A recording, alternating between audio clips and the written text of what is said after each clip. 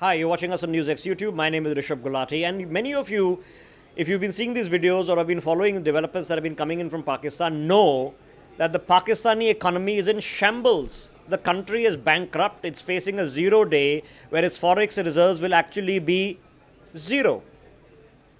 You're seeing all sorts of desperation from Imran Khan. They've tried to sell hair, they've tried to sell donkeys, they've tried to sell his cars. Now the Pakistan government is selling up property at auctions happening in Dubai. They're trying all these things, but all of that is going to be a drop in the ocean. The $6 billion they're getting from the IMF, of which the second tranche is about to be delivered, is worth nothing. 500-600 million in a 200 billion pile of debt after 22 IMF bailouts isn't going to achieve anything.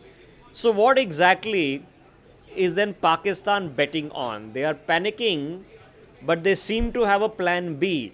And a part of that plan B is certainly sponsored by China. But the other part of that plan B lies across Pakistan's western border in Afghanistan. We don't pay enough attention to how rich Afghanistan actually is and how desperately and keenly the Pakistanis are waiting for the Americans to leave so that their buddies and their proteges, the Taliban, can be back, which then gives Pakistan and China an open opportunity into Afghanistan.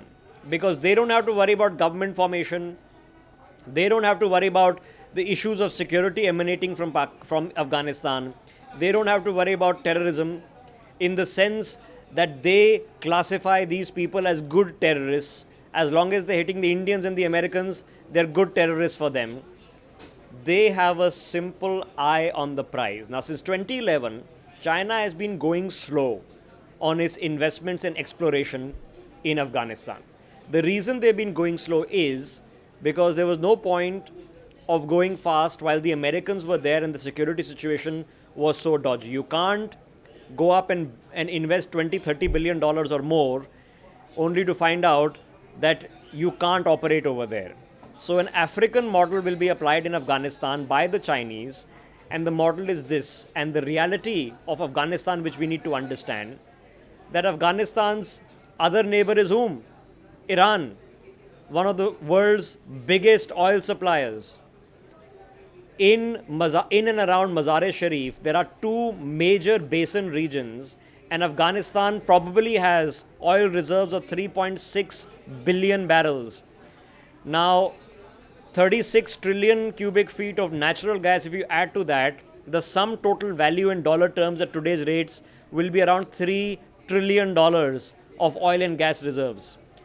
Afghanistan is called the Saudi Arabia of lithium. The Saudi Arabia of lithium, which means the easiest to extract, the best grade, and the maximum quantity that can easily be pulled out is in Afghanistan. Lithium is the core of every single portable electronic device because your lithium-ion batteries require that particular mineral. Afghanistan has a lot of cobalt. There's gold there. There is even uranium there. The United States in 2016 estimated at least $1 trillion of easily accessible mineral reserves. Now, the reason the Americans couldn't extract them was that the Americans were trapped in fighting a security situation in Afghanistan. They could never move into the infrastructure situation. The same problem they had in Iraq, proven oil reserves, proven refineries, proven oil fields, yet struggled desperately for years just to get the oil going because the security situation was so bad. The Chinese are hoping on two things. Number one, they are probably not even interested that Pakistan pay back the $60 billion in loans they've taken from CPEC. They've already got what they wanted. Gwadar has become tax-free for Chinese companies, so no income tax. It's already a free trade zone, so no import-export duties. You are saying the CPEC corridor is likely to be exchanged by China. They will exchange the debt for land all around the CPEC corridor. And what easily connects up with the CPEC corridors?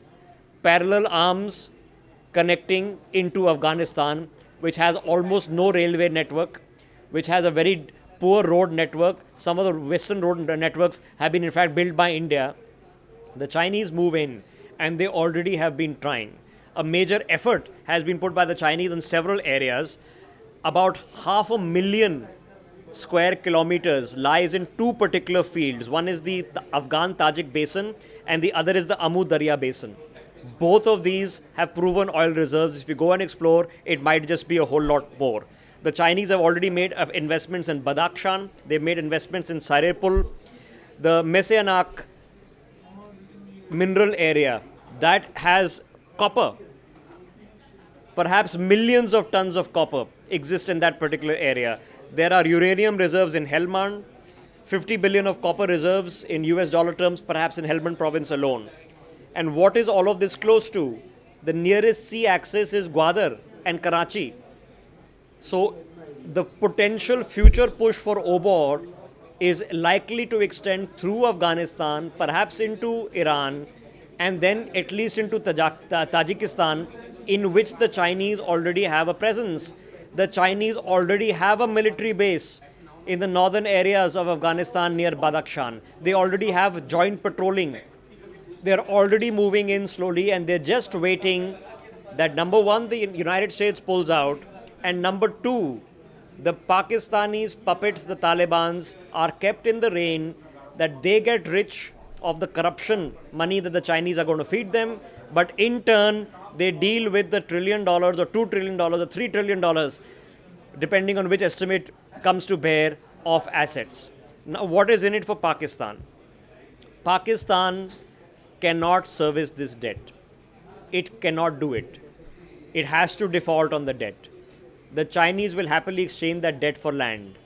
They get the land, they simply buy off the remaining from Afghanistan, because, for example, if they build that railway line between Kunduz and Torkham, which is near the Pakistani border, which is the north-south Afghanistan railway line that they're considering, that is going to put the Afghan government in debt.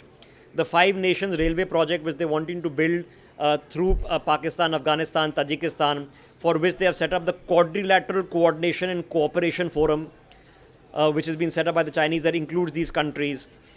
And the troubling fact is that just 5 days ago, the Afghan government cancelled a huge mining contract with a US-based company.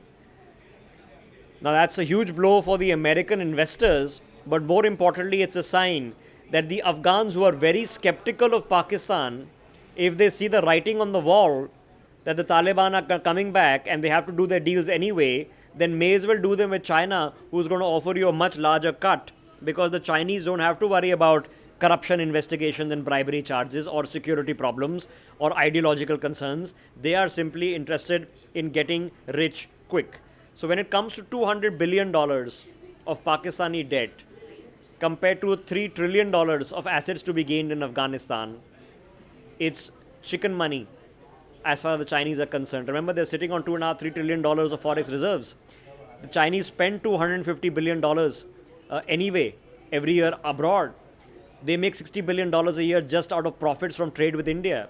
So this is all chicken money when it comes for the Chinese in terms of gaining real strategic assets across 2 nations, and then treating those nations like sub-Saharan countries have been treated, simply milk their raw material wealth, pump it all to China, all the copper, all the lithium. You can use Pakistan, where the Saudis are incidentally building a major oil refinery. Why are the Saudis building an oil refinery in Pakistan? You'd think. Well, it's a good sign that by the time the oil refinery is completed, perhaps there will be access to oil coming in from Afghanistan. So these are the great games that are being played, and which is why for India, what is happening in Afghanistan becomes essentially crucial.